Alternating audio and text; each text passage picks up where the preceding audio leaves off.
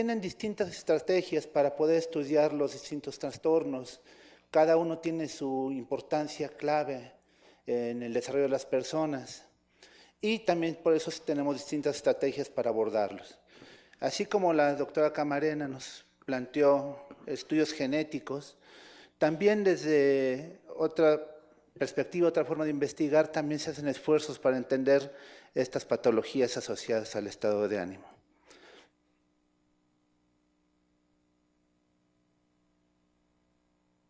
Bueno, preparando este trabajo, me encontré este libro que no conocía, la verdad, y me llamó la atención, es a propósito de los 150 años de la Academia Mexicana de Medicina, y es un trabajo que coordinó la doctora Medina Mora junto con otras dos doctoras, acerca de la importancia o del impacto y la forma de tratar las patologías, los problemas de salud mental. Y me llamó mucho la atención, bueno, porque estamos estudiando estos temas, que la depresión se pone como la piedra de toque para estudiar las patologías, porque al parecer es la más importante o la que tiene mayor impacto en los mexicanos en particular, ¿no? Parte de la depresión, estudian otros trastornos, sus comorbilidades, y se tienen datos que son dignos de tomar en cuenta. Primero, que los trastornos mentales en general son responsables del 25% de los años de vida asociados con discapacidad en los hombres y 23% en las mujeres. Dentro de ese 25%, la depresión ocupa el primer lugar en el caso de las mujeres y el segundo en los varones, después de la lumbalgia. Entonces vemos cómo la depresión como patología impacta directamente en la población mexicana de manera muy importante. Con respecto a la epilepsia, que también es otro trastorno presente, muy constante en la población en general. Aquí tenemos los datos de la Organización Mundial de la Salud, que va del 0.5 al 1% de la población mexicana. En el estudio de hace algunos años del programa prioritario de epilepsia, encontraron que en nuestro país, identificados, porque también hay muchos estudios que dicen que hay personas que cursan mucho tiempo sin ser diagnosticadas por cuestiones de que no tienen acceso a centros de salud especializados que pueden diagnosticar la epilepsia, y no siempre la epilepsia son crisis convulsivas generalizadas. Hay muchos tipos de epilepsia que son difíciles de diagnosticar si no existe el psiquiatra o el neurólogo que tenga la experiencia para poderlo hacer. Entonces parece que hay un diagnóstico, o hay población que no está diagnosticada y que no está identificada en estas encuestas. También por cuestiones del entorno social, porque la mayoría de los tratamientos son crónicos y todavía hay que comprar este medicamento, muchas personas no tienen acceso a entonces los datos no se tienen bien a bien claros de la epilepsia, cuánta gente está padeciendo esta enfermedad y cuántas personas están controladas. Si notan los datos certeros que tienen, que es alrededor de 1.5 millones de personas identificadas con epilepsia en nuestro país, y si hacen cuentas, pues es un poquito más de ese 1% de la población mundial. Y si tienen datos que en países en desarrollo la prevalencia es mayor que en países que no están en esas condiciones.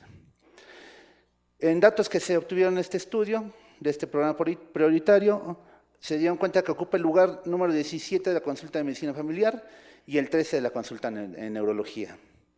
Y además, otra cosa que tiene la epilepsia, no digo que otras patologías mentales no la tengan, es su alta repercusión social. Por ejemplo, escolares con diagnóstico de epilepsia a los 9 años de edad, 7 años después, solo el 48% de estos continuaba estudiando. Y también se ha encontrado que en general los enfermos con crisis epilépticas tienen una dependencia parcial o total de su familia de un 15 al 20%. Son datos del 2004, ya son más de 10 años de estos datos. Ahorita la verdad no encontré datos más recientes igual. Bueno, entonces, basados en más estudios, he encontrado que hay una relación con trastornos del estado de ánimo y la presencia de crisis epilépticas o de epilepsia. Y en los dos sentidos, personas diagnosticadas con epilepsia que empiezan a presentar trastornos del estado de ánimo, estados depresivos, y también personas que en un momento de la vida empezaron a tener sintomatología depresiva y posteriormente desarrollaron o presentaron crisis convulsivas o fueron diagnosticados con epilepsia. Entonces, los datos epidemiológicos muestran una relación bidireccional entre epilepsia y depresión. Esto no implica que los trastornos del estado de ánimo provocan la epilepsia, ni al contrario, sino que existen mecanismos patogénicos comunes.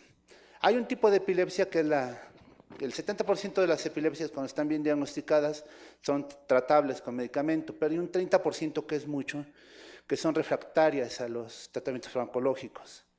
Dentro de estas epilepsias, la que presenta esta mayor farmacoresistencia es la epilepsia del lóbulo temporal, y también es la que está más asociada a presentar sintomatología asociada al ánimo.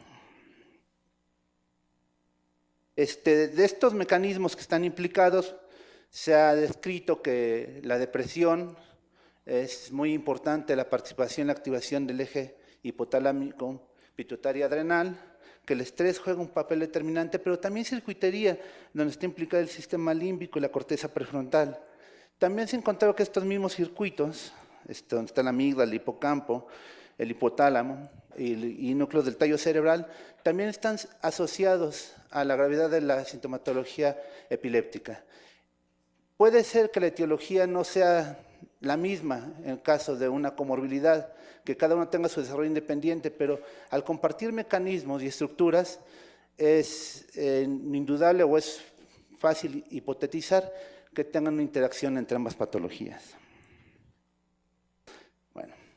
Bueno, hay muchos factores que podrían influir en esta comorbilidad, depresión y epilepsia. Factores neurobiológicos, factores ambientales, y que el uso de fármacos y las conductas de riesgo asociadas, que pueden impactar en la depresión y en la epilepsia o que se presente esta comorbilidad. ¿Por qué un modelo experimental? Si bien hay estudios de avanzada donde se puede trabajar muy bien con pacientes en etapa clínica, también hay muchas variables que no quedan claras. En este cuadro de interacción que les presenté en la diapositiva anterior, hay factores que pueden estar influyendo en ambas patologías y a veces es difícil ponderar el impacto de unos u otros sobre el desarrollo de esta comorbilidad. Perdón. ¿Por qué es un modelo experimental? Pues la comorbilidad de epilepsia y depresión tiene alta prevalencia, iniciando en muchos casos en etapas tempranas de la vida. El progreso en la comprensión de su patofisiología y el desarrollo de nuevos mecanismos terapéuticos a veces es lento. Aunque sí hay mucho esfuerzo, hay muchos grupos, conseguir grandes grupos para probar fármacos, para probar nuevas terapias resulta a veces complicado. De repente, lo he visto, tengo amigos clínicos, neurólogos, psiquiatras, investigadores clínicos, que de repente les cuesta mucho trabajo conseguir personas para que puedan participar en un ensayo clínico. Todos los filtros de ética y de control que deben de tener lo hace muy complicado, muy difícil. No digo que en los animales sea fácil, pero al menos tenemos algún control en las variables. Y también las dificultades éticas y prácticas para estudiar un cerebro humano vivo. Y bueno, la pregunta, y aunque en algunos congresos, sobre todo cuando interactuamos con otros profesionales, investigadores que no hacen investigación en animales o básica, de repente sí parece que aunque investiguemos el mismo objeto, tengamos el mismo objeto de estudio, a veces como que no nos comunicamos porque por nuestra misma formación nos cuesta trabajo hacer la extrapolación entre ambos procesos. Entonces, la primera pregunta que nos hacen a los que hacemos trabajos con animales, que si es fiable nuestro modelo experimental en animales. Hay conductas que pueden ser evidentes, tanto hay aspectos conductuales y electroencefalográficos que pueden ser evidentes y fáciles de asociar. Pues aquí vemos niño está durmiendo y prácticamente el ratito está haciendo lo mismo, pero en vez de abrazar a su hermano, abraza la cajita. Y la actividad cerebral puede ser identificable en las etapas de sueño, en este caso sueño lento y sueño de movimientos secuelares rápidos. Si registramos estos niños, podríamos registrar lo mismo, y la extrapolación no cabría ninguna duda, ¿no? O sería muy fácil de hacer la aproximación de constructo y de apariencia. Sin embargo, eso son condiciones, vamos a decirle, naturales, que no implican otras variedades patológicas. Entonces, cuando hacemos una aproximación, un estudio, en este caso a la comorbilidad de epilepsia-depresión, nos encontramos que necesitamos 3 grados de validez, el de constructo, que los cambios que provocamos en el sistema nervioso y el sistema biológico de los animales sean similares a lo que ocurre en la patología. La conectividad aberrante, la pérdida de conectividad sináptica, el desequilibrio de excitación-inhibición, alteraciones genéticas, alteraciones en la actividad G y en la actividad espectral, por ejemplo. De contenido. ¿A qué nos referimos con esta animación de las conductas? Por ejemplo, las crisis convulsivas son fáciles de observar en los animales y se pueden extrapolar fácilmente a los modelos con humanos. Sin embargo, no siempre es así. Hay otros tipos de crisis que no necesariamente son conductuales. Y también, más complicado una vez validar, son las expresiones de conductas en los animales asociados a estados emocionales. ¿Cómo podemos equiparar la tristeza, por ejemplo, o la anedonia? Entonces tenemos que buscar modelos que puedan representar esto. Y el de predicción, que es obtención de información novedosa en general, la relación de las variables implicadas, el reto de las terapéuticas vigentes, aplicación de terapéuticas novedosas y buscar elementos para la causalidad neurobiológica. Por ejemplo, en el modelo que estamos trabajando en nuestro laboratorio utilizamos un modelo que no es de epilepsia propiamente, más bien es de epileptogénesis. Esto porque, como lo platicé en un principio, muchas de las patologías, sobre todo estas expresiones de comorbilidad, epilepsia, depresión, se presentan en etapas tempranas. Para que se presenten ambas patologías de manera clara, ya tuvo que haber todo un proceso de deterioro en el individuo para que presente los síntomas de la depresión mayor y las crisis convulsivas generalizadas que son de difícil tratamiento. Entonces, este modelo de epileptogénesis nos permite intervenir o estudiar más bien lo que implicaría en los procesos iniciales de la instalación del proceso epiléptico. Este modelo consiste en estimulación eléctrica repetida de baja frecuencia, en este caso en la amígdala del lóbulo temporal, que después de que se va aplicando consecutivamente un estímulo diario de duración de 1 segundo, es el que nosotros utilizamos, genera crisis convulsivas generalizadas. Esto nos permite 2 cuestiones. El control temporal, es decir, tenemos un tiempo clave, un tiempo que podemos manejar para generar distintas intensidades de crisis convulsivas, y espacial, es decir, tenemos un foco bien localizado. ¿No? Y una prueba que estamos utilizando o que utilizamos para poder estudiar las conductas tipo depresivas fue la prueba de nado forzado de Porsot, de 1978. Consiste en hacer 2 sesiones con una diferencia de 24 horas cada una de nado forzado, que se pone en un cilindro de 20 centímetros de diámetro, 40 centímetros de profundidad, un día 15 minutos y el día siguiente, 24 horas después, 5 minutos. Y se analizan las conductas o se miden, se cuentan las conductas de escalamiento, que son las que indican escape y lucha, de nado, que son de sobrevivencia, y de movilidad, que es desesperanza. El tiempo que pasa en esta conducta nos da una indicación de una conducta similar a la depresión. ¿Qué encontramos? A veces pareciera que sí, en la clínica se ve que en algún tipo de epilepsia, si esta se agrava, también se agravan los síntomas depresivos. Pero como sabemos, hay muchas variedades implicadas, sobre todo cuando ya se presentan clínicamente ambas patologías. La temporalidad de las crisis, los fármacos que ha venido utilizando, la naturaleza de cada una de las patologías, la génesis de cada una. Entonces, por ejemplo, vimos que en estas condiciones de epileptogénesis encontramos que son animales control, en los que no les generamos ningún foco epiléptico, ni hicimos ningún tratamiento. Así le hicimos la prueba de nado forzado. Animales que solamente fueron implantados y no estimulados para provocar la epileptogénesis, y animales que se les provocamos las crisis convulsivas generalizadas. Una vez que presentaron estas crisis, hicimos la prueba de nado forzado y vean lo que encontramos. Un efecto similar a lo que pasa con el electroshock, donde encontramos que los animales que presentan crisis convulsivas generalizadas presentan menos conductas tipo depresivas y más conductas de sobrevivencia. Y el puro implante del electrodo provoca una reducción de la conducta tipo depresiva, que es la inmovilidad.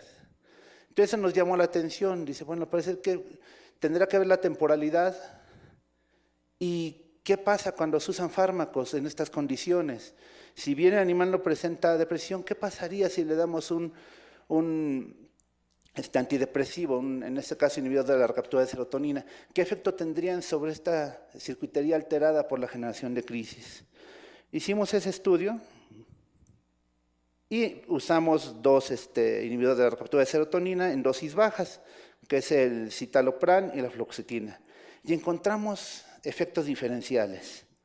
Vean, estos son los que presenté hace rato. Las ratas implantadas que les pusimos citalopram, 10 miligramos por kilogramo, vean, están implantadas, como es en este caso, se revierte la conducta, la protección contra la conducta tipo depresiva y presenta valores casi iguales que el control. Igual los animales epileptizados. ¿Y qué pasa con la fluoxetina? Otro tipo de fármaco, otro fármaco igual inhibidor de la recaptura de serotonina. La fluoxetina, ¿qué pasa? Incrementa la conducta, o reduce la conducta tipo depresiva, ¿no? Y se incrementan las conductas de sobrevivencia. Entonces ya encontramos que el efecto de los fármacos es diferencial, bueno, dependiendo del tipo de fármaco que se utilice y las condiciones que el animal tenga.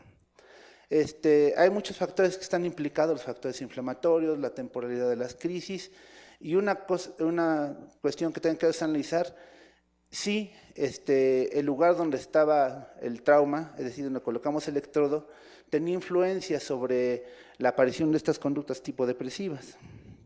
Entonces, en otro estudio, donde hacemos un estudio de sueño para ver también el efecto de las conductas tipo depresivas sobre las conductas de sueño, es donde no implantamos en la medida del lóbulo temporal, implantamos en una estructura del sistema límbico, que es el hipocampo.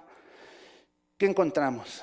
Encontramos que en este caso, el implante que en los animales de la amígdala presentaba la reducción de las conductas tipo depresivas, en este caso, vimos que no la presenta, está prácticamente igual que control. Y cuando se usa fluoxetina, pues sí se reducen las conductas tipo depresivas. Entonces, aunque reduce un poco, no es igual que en la amígdala. Entonces, también ya no solo tiene que ver el trauma o la lesión que hacemos, sino también tiene que ver el sitio en el que lo llevamos a cabo.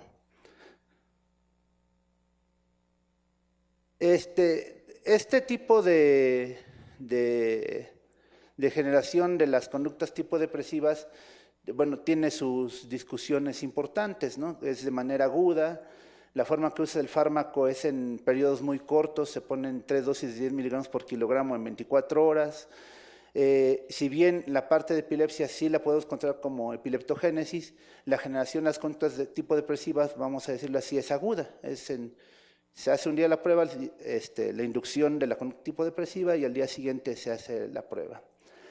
Entonces, como pudimos ver muy al principio de la presentación, que hay condiciones del medio ambiente que pueden hacer más severa la aparición de los síntomas depresivos, generar más daños que hagan más difícil el control de esa conducta. Entonces encontramos estamos ahorita utilizando dos modelos, dos paradigmas para generar conducta tipo depresiva.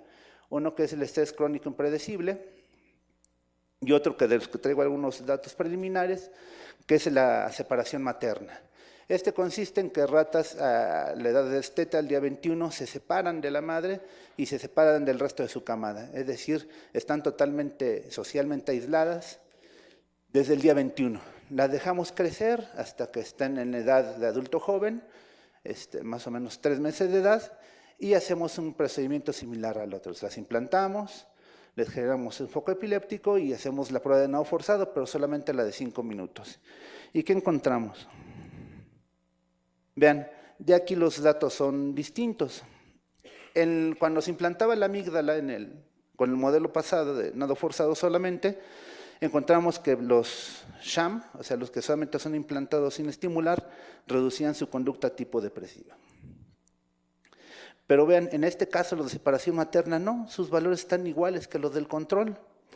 Y también que encontramos que la reducción que en el caso de los de Kindling y nado forzado tenían hasta 10, 15 nada más cuentas de conducta tipo depresiva. Aquí vean, aunque sí es diferente de manera significativa, es mayor que con el otro modelo. Y la otra cosa, con el otro modelo, la conducta de sobrevivencia, que la de nado, era la que más aumentaba, en el caso de las ratas epileptizadas. Y en el caso con este modelo, aumenta más la conducta de escalamiento, que está asociada a los procesos de norepinefrina y esta serotonina. Entonces, como podemos ver, todavía no tenemos, ahí tenemos unos datos muy parciales del CUS, que por eso no los presento, del estrés crónico, pero esto nos orienta que es como las condiciones en cómo vas generando la patología con los modelos animales, muchas veces puede ser similar a la que ocurre en los humanos, que dependen de las condiciones y el contexto para generar estas patologías.